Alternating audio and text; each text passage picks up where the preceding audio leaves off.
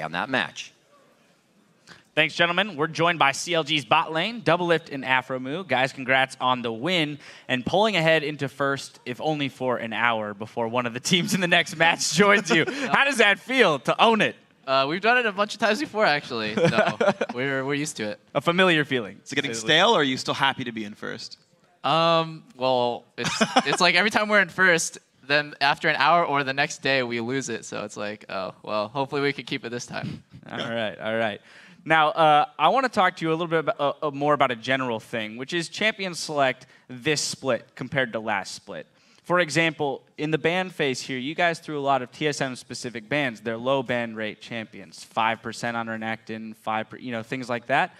So in a split where there's so many more options for picks and bans, what is your general approach? Afromoo, I'll direct that question at you. Okay. Generally, in champion select, it's you think about the meta, what's OP right now. So we banned Kog'Maw. Kog'Maw's played for everywhere now. It's really good. Late game is just dominant, so we had to ban that. And then you think about champion or player-specific bans. Stuff you don't want to see people play, or they're really good at. Dyrus on Renekton, he's really going to Renekton historically, always, yeah. And then Syndra for Bjergsen as well. Yeah, so that makes a bunch of sense. I actually have to press you on this, though, because during the game, TSM's coach Loco Doco tweeted, CLG picked and banned exactly as we predicted, #TSM win. Apparently, he read you guys like a book. So first question is, does that concern you at all that your champ select is apparently predictable? No, not when we know what they're going to pick as well, and then they don't play it well. So, do you think it was... Wow, first of all, wow, shots fired. Second of all... Took a second to register there. I was so ready with my other questions. I wasn't prepared to respond to everything you said. But then, too, so then how much weight do you put onto how you play the game versus how you prepare the game with picks and bans? Because it seems like, oh, well, they just played it wrong. Like, was it worrisome that what if they played it right? Were they going to beat you with predictions? Normally, for us, it's not really what about their game that they want to play. We just play our own game. It doesn't matter if, they predict us, because we're going to play our game and we're going to shoot on you. All right. Shots free. Fired free. I'm just kidding. TSM actually played very well. Yeah, they did. If you look at that game from an objective standpoint, they played well. Honestly, they did.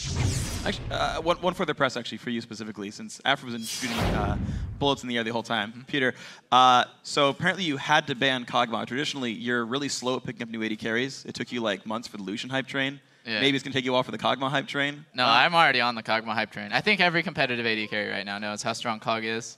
Why didn't you play it?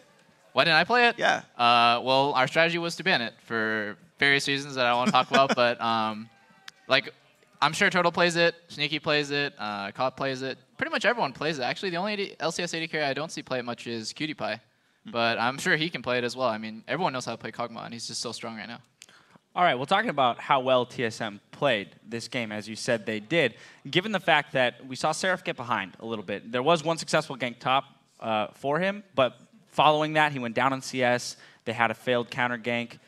What does that do to the other lanes, especially Afromoo and Link as shot callers, when one lane is losing? Like, how does that transfer into your bot lane?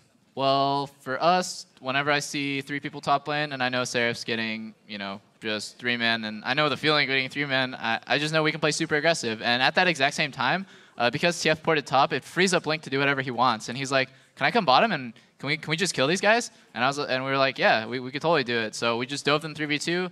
And actually, Eve came to counter gank, and she died too. So it was just like a really perfect situation for us. So whenever you try to snowball your top lane, your bottom lane should suffer. And there's always a back and forth. I'm actually glad you bring up the Bjergsen ultimates, because we actually have our replay, if we can pull that one up. It's about 23 minutes in. Starts out with a, I guess, a questionable TF ulti, if you want to walk us through this fight. I don't know. Oh, he's going for the dragon. I tell he's in the drag. Dexter soloing drag, right? Yeah. Oh, yeah. I don't remember what happens. I think Dexter just gets a good smite here. Bjergsen should not have carded dragon for the steal. Instead, should have gold carded Dexter so that he couldn't jump him like this. And he just dies for free. And right here, Afro's calling me to come kill Turtle. He flashes, and that's super important for the next fight, because he flashed and he still died. It would have been fine if he flashed and he lived, but Turtle flashed and died. And so next fight, it's guaranteed win. And then they're just split up because I guess it was kind of a panic call, like, oh my god, he's on dragon, we have to stop it. And they're split up. So in the rest of the game, you guys seem to be mostly in control, aside from that late game where you lost 4 champions top of their nexus. Other than that, but when you're starting to grow a lead like this, how do you kind of keep the train rolling? How do you keep the ball rolling? Honestly, you have to not be scared. And I think at the end of the game, we were really scared to end the game when Tristan had no flash for a minute when we were sieging bottom tower, and we're like, okay, we can dive, but like we weren't actually doing it. And it's just you have to be confident in yourself to be able to end the game properly and not be too worried about like repercussions because you're so far ahead. Okay. Awesome. All right, one final question for you guys is that you've got Dig tomorrow, and now we don't know how the game later today is going to finish.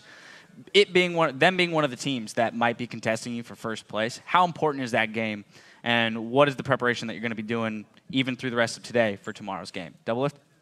It's super important, obviously. Just tries to beat every team. Just because Dig is first place doesn't mean that I think that the win against them is any more important than like a win against Curse or Complexity. But right now, Dig seems to be losing to us. I think they're 0-2 or maybe even 0-3 so far in the regular season. And yeah, they just have a lot of trouble against us, and I hope that they haven't really figured it out. Because like it's kind of hard when you're winning against a team to understand exactly like why you're crushing them so bad. But it's really easy when you're losing to identify the mistakes and kind of fix them. So it's the onus is on them to have fixed their mistakes rather than us like changing any of our game plan or anything like that. But obviously 4.11 is like a big change for every team, so I'm interested to see how they adapt. Absolutely. Afroman, anything to add on to that, or is that about it? That's it.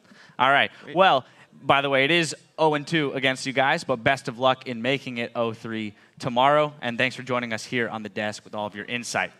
Now we've got to take a 210-second Nocturne ult coming our way. When we get Vision back, we'll be diving into our final LCS match, LMQ versus Dignitas. The NA LCS returns after this.